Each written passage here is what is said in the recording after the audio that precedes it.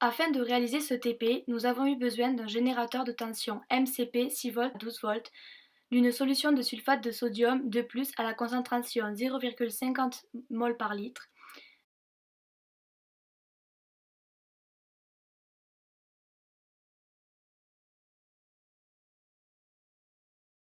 d'une cuve à électrolyse, de 2 tubes à essai plus d'un bouchon, un bécher de 400 ml ainsi qu'un bécher de 50 ml. Voici le schéma complet de l'expérience.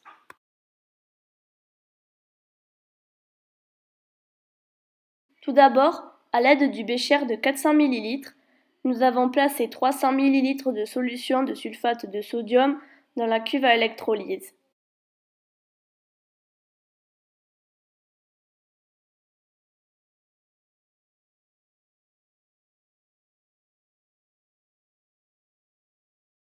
Puis, nous avons rempli les 2 tubes à essai avec la solution de sulfate de sodium.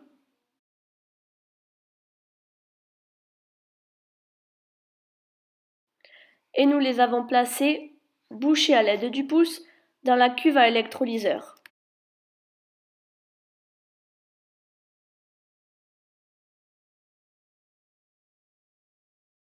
Nous avons ensuite allumé le générateur sur 12 volts.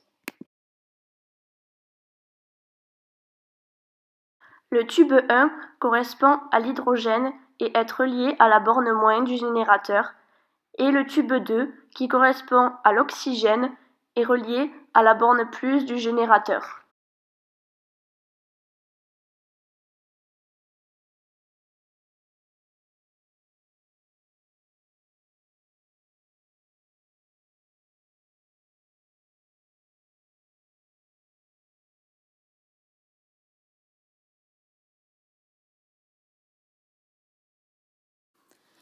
Nous pouvons constater que des bulles apparaissent dans chaque tube.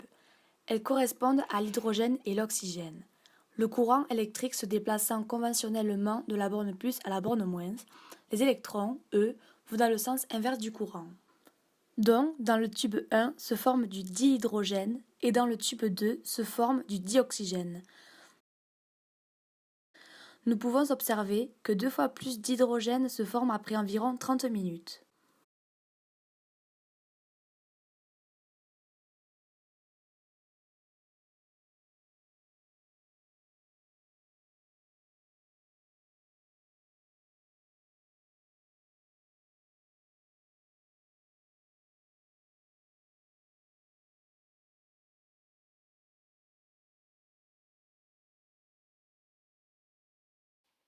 Nous allons procéder au test d'identification du dihydrogène et du dioxygène.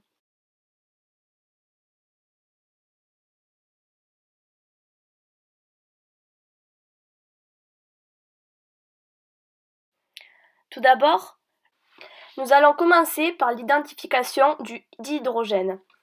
Ce gaz produit une petite détonation à l'approche d'une allumette enflammée.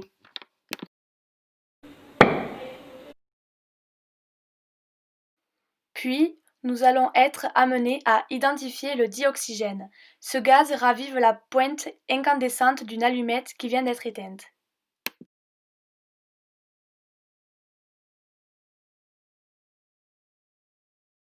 L'eau se décompose donc en 2 gaz, le dihydrogène et le dioxygène. L'eau est donc respectueuse et donc une source d'énergie. Cette réaction est respectueuse de l'environnement. Aucun gaz à effet de serre n'est créé. Idéal pour la terraformation de Mars car en effet nous voulons produire de l'oxygène et surtout de l'hydrogène, donc de l'eau aussi sous forme liquide. Ainsi, le seul bémol serait de trouver assez d'énergie électrique.